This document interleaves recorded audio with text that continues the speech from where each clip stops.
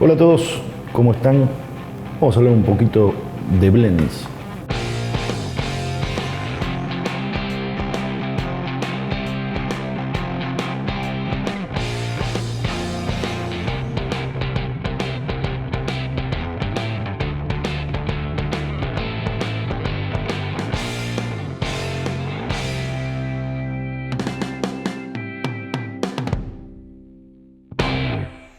Sabemos que en Escocia se producen diferentes tipos de whisky.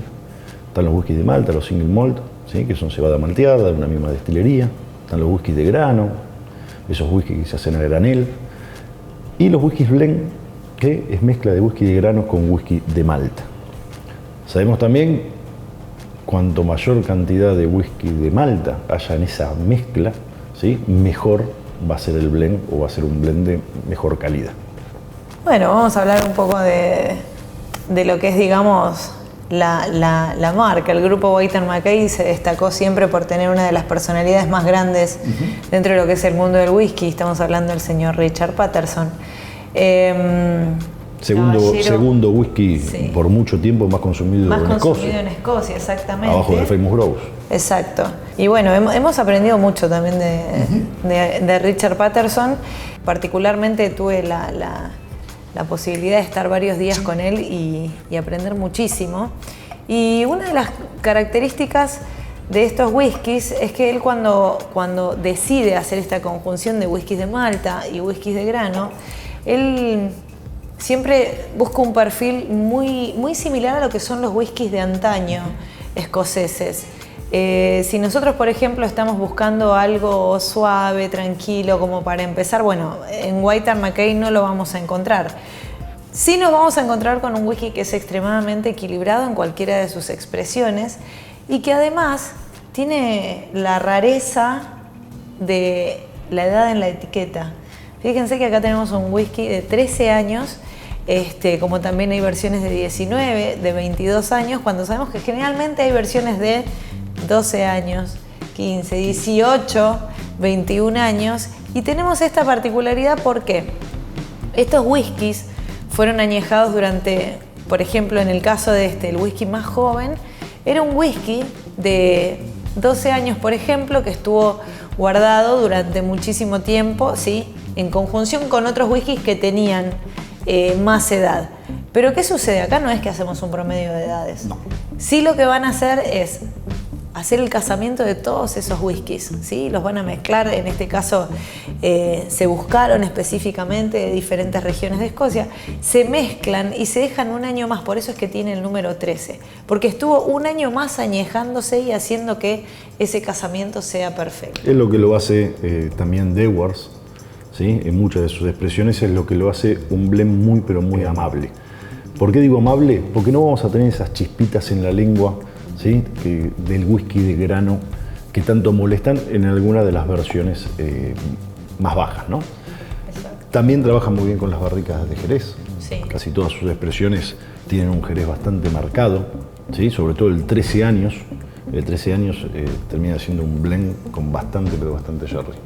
Exacto. Nosotros siempre que hablamos, por ejemplo, de esta conjunción de whiskies, de esta mezcla de whiskies, tenemos que tener en cuenta que, como decía recién, son de diferentes regiones de Escocia. Cuando hablamos de un blend, estamos hablando de que podemos tener whiskies a lo largo y a lo ancho de toda Escocia y pueden estar dentro de una botella particularmente. Vamos a tener también whiskies de grano. Los whiskies de grano generalmente son whiskies que tienen poco añejamiento, son whiskies más difíciles, más rudos de tomar porque pican muchísimo en boca, pero acá nosotros lo que notamos cada vez que probamos cualquiera de estas expresiones, y sobre todo el 13 años, ¿no? Que va a haber un equilibrio casi perfecto, porque nos vamos a encontrar con un inicio fuerte, después vamos a seguir con un desarrollo dulce, un desarrollo con mucho jerez marcado, con notas a frutos secos. No es un como para empezar. Exactamente. Pero también nos vamos a encontrar con esa reminiscencia, como decía recién, de los whiskies de antaño. O sea que nos vamos a encontrar también con whiskies ahumados. Por lo tanto, tenemos un whisky que es extremadamente complejo. No, como dije antes, no lo recomendamos para un inicio porque uno, cuando se vuelca este tipo de blends, es como que dice, bueno, vamos a experimentar, vamos a hablar. White & McKay es una marca que no es muy conocida en nuestro territorio, por lo tanto, si yo voy a una góndola de una vinería o de un supermercado y veo esta botella y veo otra de un blend mucho más conocido, generalmente voy a agarrar la del blend más conocido. Y este termina siendo, y no sé, me daba no sé qué, comprarlo. Bueno, la idea de presentar en sociedad hoy White & McKay es justamente eso, desmitificar que solamente vamos a hablar de marca. Está bien, detrás de este whisky tenemos a la nariz más importante de toda Escocia, que es nada menos que Richard Paterson. Pero bueno, esa cuestión de que la marca y que, bueno, no tiene mucho que ver, simplemente estamos hablando de que tiene mucho que ver el tema de la mano del maestro mezclador, de la persona que lo hace, y justamente en buscar cada uno de esos puntitos en los cuales le puede gustar a una persona que toma whiskies con características de blends, o sea que no se le sienta demasiado la malta, sino que un poco más los whiskies de grano. Le puede gustar a una persona que también gusta de los whiskies de malta, le puede gustar a una persona que también gusta de esos whiskies que tienen dejos ahumados, justamente por esto, por la complejidad que tienen cada uno de estos whiskies. Y obviamente la perla, ¿sí? 30 años, estamos hablando de un blend. ¿Qué estabas haciendo vos hace 30 años atrás? Tomando whisky, creo. ¿Sí? Sí, hace 30 años. Estás demasiado chiquito. Ya estaba grandecito. Hace 30 años ya estaba bastante. Ya estaba bastante grandecito. Yo estaba en el colegio, estaba en la primaria todavía, así que yo estaba terminando el secundario. No había probado el whisky. Viste, que es más viejo que yo. Un poquito. Pero no se nota. 30 años, uno a veces habla de las edades. Decimos, no, 13, jovencito. No se trata de que sea un whisky jovencito. Vos pensá, 13 años, ¿sí? 13 años para un whisky, tal vez mucha gente puede decir, y no es mucho, es un whisky joven. Pero a mí me gustaría que todas las personas que eligen whisky según marca piensen, por ejemplo, 13 años. ¿Qué estaban haciendo hace 13 años atrás? Estaban tomando whisky, siempre estaban descubriendo otras cosas. Siempre decimos que una de las cosas más caras que tiene el whisky es el tiempo. ¿Sí? No es ni el tipo de barrica, ni la compra de los lotes de cebada, ni demás, y es el tiempo. Pero también tenemos que decir que el whisky es según cómo se haga. Ahí vamos a tener un buen whisky o no. Obviamente que los Master Distiller, los Master Blenders son fundamentales, porque hay algo que me quedó muy grabado en varias charlas con gente de la industria del whisky. Néstor de la Arazana también me lo había remarcado más de una vez. No hay whiskys malos. No es que haya un whisky. ¿Qué destilería va a hacer un whisky para que le salga mal?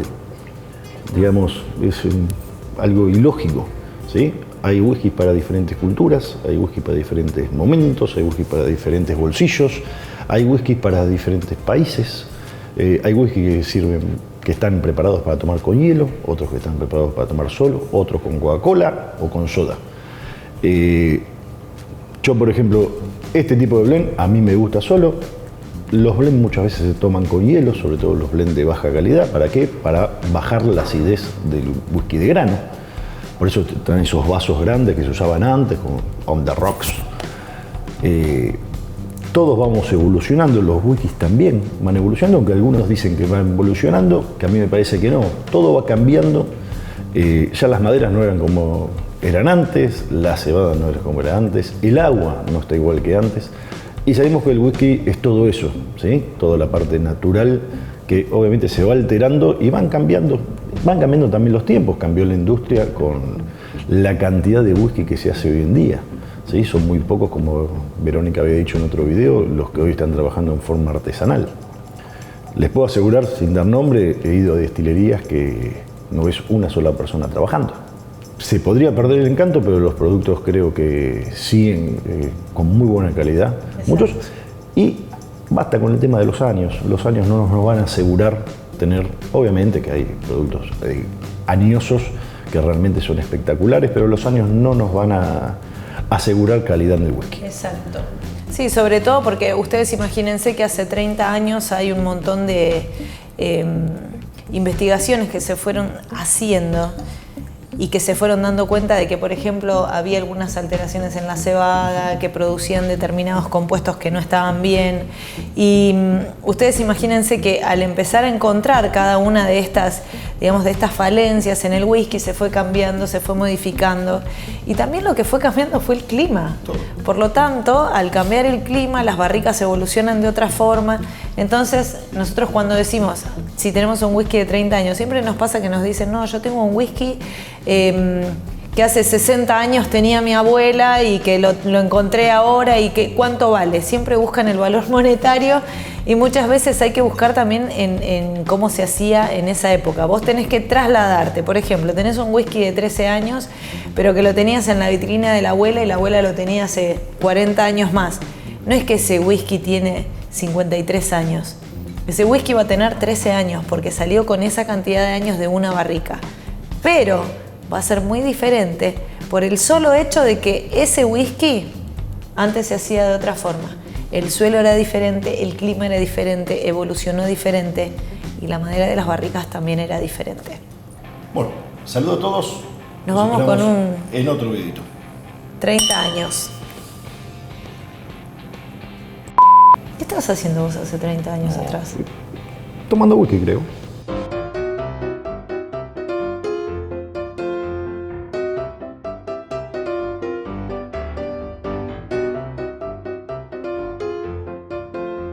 No había probado el whisky. Ah, viste que sos más viejo que yo. Pero no se nota. 30 años...